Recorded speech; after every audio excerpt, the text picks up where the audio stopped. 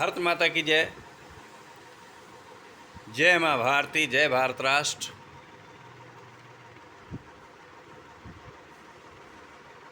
भारत की विशेषता यह है कि इसे प्रकृति ने ही इतना सुरक्षित भौगोलिक व्यवस्था दी है, भौगोलिक कवच कुंडल से भारत को ऐसे सुरक्षित किया है कि हम शत्रुओं से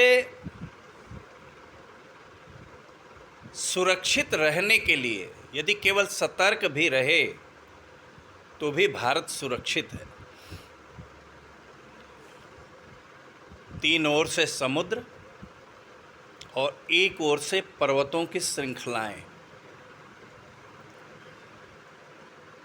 सरहद पर सेना, सरहद के भीतर संत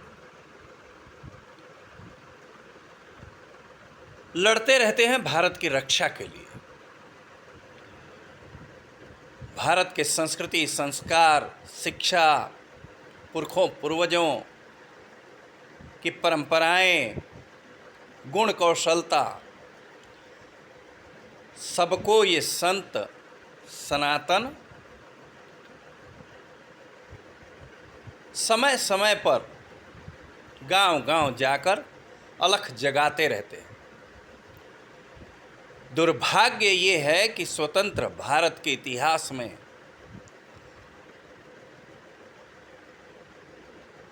जो भोग के,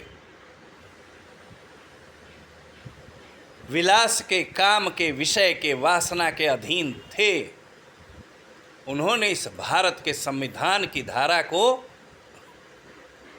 संत विहीन, ऋषि मुनि आचार्यों के ज्ञान विहीन शिक्षा की ओर मोड़ दिया। इनकी संतानें ये कभी सरहद पर नहीं जाती, न इन्हें सरहद से कोई लेना देना है। इनकी संतानें भोग के उस हर भाग में, हर क्षेत्र में अपने आप को सक्रिय रखती हैं जहाँ से धन उगाही होती हो। इसी कार्य को वो राष्ट्र सर्वोपरि कहते हैं, राष्ट्र की रक्षा कहते हैं। किसी को नहीं देखा जन सामान्य में कार्य करते हुए, न कोई आह्वान करते हुए। वो अनजान से लोग कहाँ से आते हैं, इस राष्ट्र रक्षा के लिए अपने आप को त्याग समर्पित कर देते हैं, बलिदान कर देते हैं, और वो इस मिट्टी में मिल जाते हैं। और ये नकारा, कायर, नपुंसक, निर्लज्ज संतानें स्वयं को इस देश का भाग्य विधाता घोषित करती हैं। वो ये कहती है कि हम अदृश्य रूप से राष्ट्र की सेवा कर रहे हैं। हम सब भी जय जयकार करते हैं उनकी। दर्शन हो जाए तो हम अपने आप को सौभाग्यशाली मानते हैं, लेकिन एक भी क्षण नहीं देखा होता कभी कि ये कभी राष्ट्र की रक्षा के लिए समर्पित हों।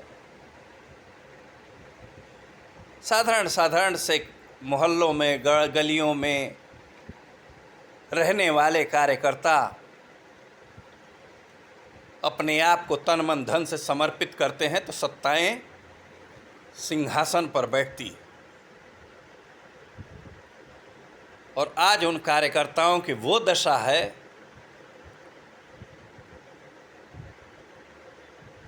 कि आज वो पछताते हैं कि ये हमने क्या किया। ये किसी और के हो जाते हैं। उन कार्यकर्ताओं का तो कोई नामो निशान ही नहीं होता जिस दिन सत्ता पर आते हैं वो पता नहीं देशव्यापी, विश्वव्यापी, अंतरिक्ष व्यापी, तीनों लोक के विजेता, ब्रह्मांड विजय पर निकल जाते हैं। इनके परिवार शान से अपने घरों में बैठ कर के टीवी पर अपने कुल दीपक का धन, यश, वैभव, कीर्ति का आनंद लेते हैं। कोई क्षेत्र हो राष्ट्र का, यदि स्वतंत्र भारत के बाद यदि वो उसकी समस्या का समाधान किसी ने निकाल पाया हो, ऐसा एक भी नहीं। सबको संघर्ष की स्थिति में धकेल दिया है। कोई जेन जी नहीं है, ना कोई जेन अल्फा है। केवल राष्ट्रद्रोही, कुलद्रोही, धनद्रोही, जनद्रोही,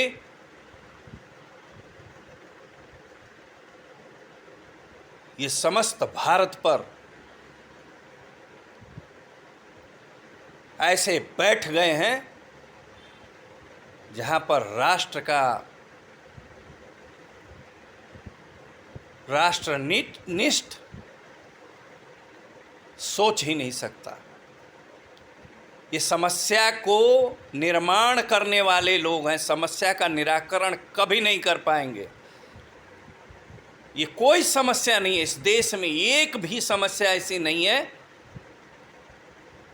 जिसके लिए संघर्ष करना पड़े। हमारे पूर्वजों ने किसी समस्या का ऐसा कोई रखा ही नहीं कि जिसका समाधान नहीं है।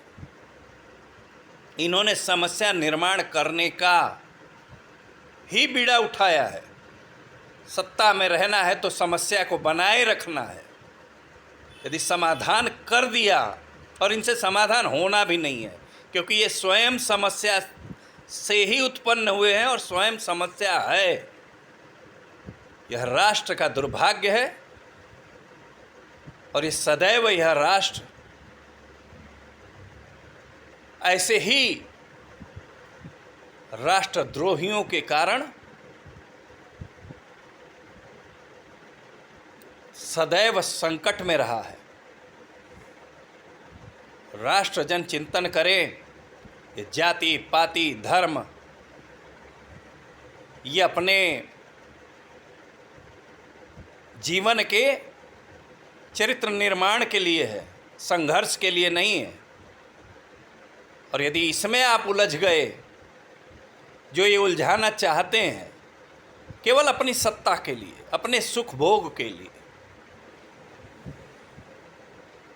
तो याद रखना भारत के लोगों, सारे मारे जाओगे। सामूहिक नरसंहार की ओर वर्तमान राष्ट्र के नायक हमें ढकेल रहे हैं। भारत माता की जय। जय भारत राष्ट्र, जय माँ भारती।